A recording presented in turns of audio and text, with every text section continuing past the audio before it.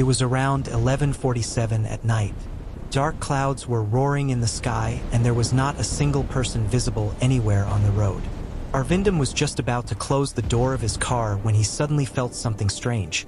The door shut, but there was no sound. Arindam slammed the door again with force, yet there was still no sound. It was as if someone had swallowed all the sounds in the air.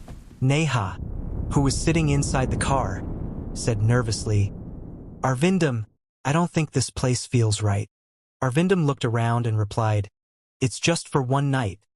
The car is broken. We'll leave as soon as morning comes." The radiator of their car had burst, and the two of them slowly started walking toward that strange, deserted town. The streets of the town were broken and every house was drowned in darkness. Suddenly they saw an old man sitting by the roadside. He was hitting one stone against another, but no sound was coming from it. Arindam walked up to him and asked, "Baba, is there any hotel or mechanic around here?" The old man slowly raised his head. Arindam's breath got stuck in his chest. His eyes were completely white. There were no pupils in them. The old man placed a finger on his lips and whispered, "Quiet, it will hear you." Arindam asked, "Who?" The old man pointed with trembling hands toward an old, ruined hotel standing ahead. Then he stuck out his tongue. His tongue was cut in the middle. The very next moment, he disappeared into the darkness. With no other choice, Arindam and Saniya went inside the hotel. A man was sitting at the reception reading a newspaper. Arindam said, "Hello, we need a room." The man slowly lowered the newspaper and silently pushed a register toward them. 3 rules were written in that register. After sunset, shouting is forbidden. If you hear something, do not answer it, and keep your heartbeat under control. Saniya became frightened. She said, "We can't stay here." But Arindam replied, "There's a forest outside, Saniya. Let's just wait until morning." Around 2 in the night, Arindam suddenly woke up. The silence was so deep that he could hear the sound of blood running through his veins. Then suddenly he heard the sound drip, drip, drip, as if water was falling from the ceiling. Arindam turned on his torch and looked at the ceiling, but there was no water there. Then he noticed that Saniya was sleeping, but a red stain was spreading on her pillow. Arindam was about to scream, but he remembered the manager's rule. Shouting is forbidden. At that moment, a strange creature came out of the darkness from the corner of the room. It was very tall and extremely thin. It had no face.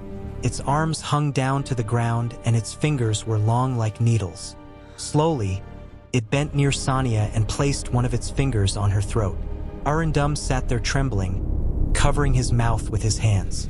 Tears were flowing from his eyes, but he knew that if even the slightest sound escaped from him, his death would be certain. Suddenly, the creature stopped and slowly turned toward Arindam. In place of its face, there was only a dark hole that was pulling the air inside with force. Terrified, Arindam ran out of the room. The corridor lights were flickering on and off. He noticed that the door of every room was slightly open. Inside every room was the same scene. People were sleeping, and those strange creatures were whispering something into their ears. Suddenly, he saw the hotel manager standing in front of him. He was holding a large saw in his hand.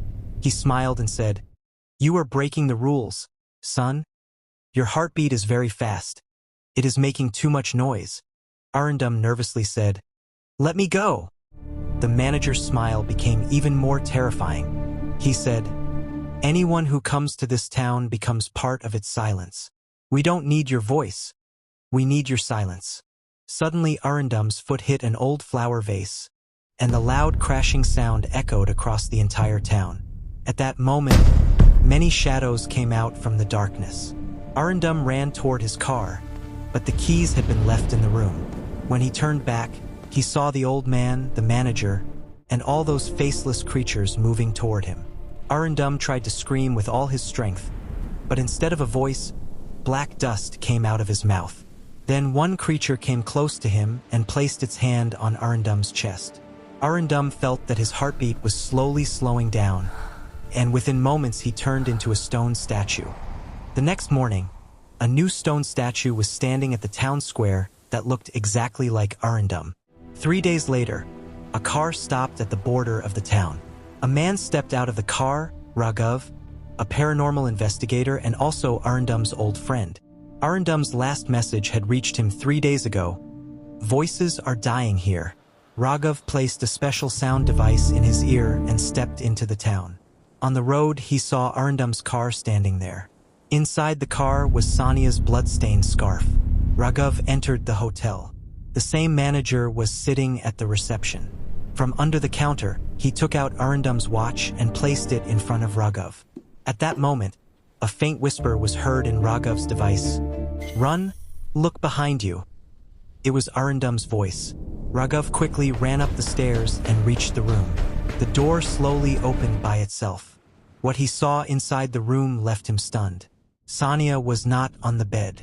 Half of her body was stuck inside the wall. The upper part of her body was outside while the rest of it was trapped inside the wall. Instead of pupils, black smoke was swirling in her eyes. In the corner of the room, the same faceless creature was sitting and whispering something near her ear. Raghav immediately turned on his sonic device, and a loud sound echoed inside the room. The creature began to twist in pain and slowly started dissolving like smoke. Saniya's body also slowly began coming out of the wall. But suddenly the sky turned dark, and from the clouds a gigantic shadow descended. It was the true deity of that town, Maun Raj. The moment it appeared, Raghav's speaker burst apart, and once again that deadly silence spread everywhere. Within moments, Raghav also began turning into stone. A few seconds later, he too had become a statue. And in the town, once again, the same death-like silence spread everywhere.